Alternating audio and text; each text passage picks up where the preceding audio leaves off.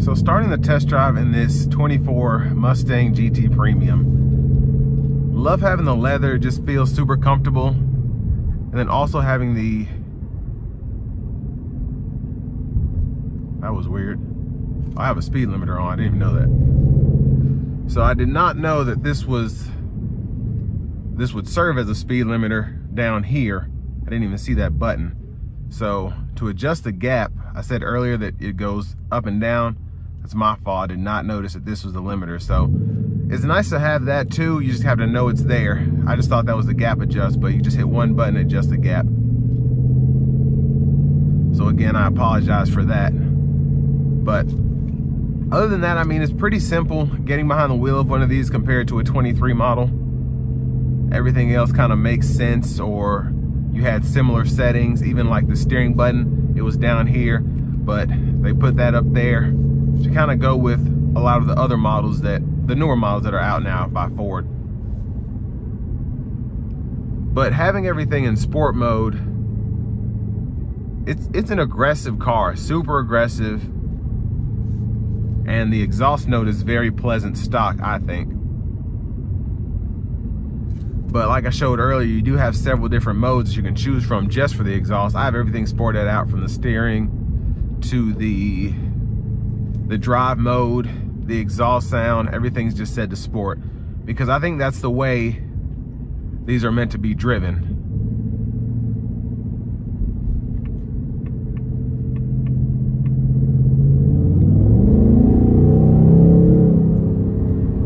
And I mean, a great sound. And it's very pleasant to drive. I have the seat leaned back. Like I said, I have the cooled seat on, just stage one. Of course, especially in the sport mode, the ride is pretty stiff, but I have a Mach-E and I'm kind of used to that, so this doesn't bother me at all. But again, if you want to change the modes, what you can do right here, you can go ahead and go to normal if you so choose. And then I think one other thing I forgot to mention was to go through the gauge cluster, you just use these, and then these are actually to go through your radio station favorites. This is my first review this morning, so I'm just waking up, so I apologize. But again, in this, just driving this car, even in normal mode, it wants you to give it some throttle. It really does. It is a Mustang, especially a GT, so that's what you can pretty much expect. But I'm gonna keep it in normal mode because we kind of hear how it sounded in sport mode anyway. And then we're gonna give it a little pull, see how it does.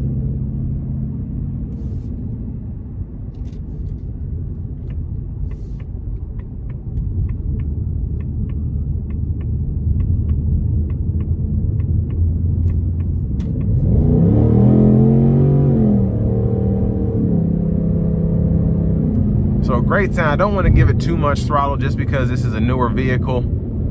Hasn't really been broken in yet, and it's not going to do much, but still don't want to thrash it. But even in normal mode, I kind of put my foot down, not even halfway, and it wants to go. But I mean, you're getting 15 miles per gallon city, 24 highway with this car, so it stays thirsty and it wants you to stay on it. But we're going to use the adaptive cruise now. So it'll keep that safe distance between myself and the vehicle in front of me. And then with the lane keeping system on as well, pretty good driver assistance system. And then having the blind spot monitors on top of that, it just makes this car a lot less of a Mustang in a good way than what we're used to. Just not having good visibility like the Camaros, Challengers, just, you know, those coupes, that's how they are. But having all the safety tech here and just being able to turn it all off is fantastic, I think.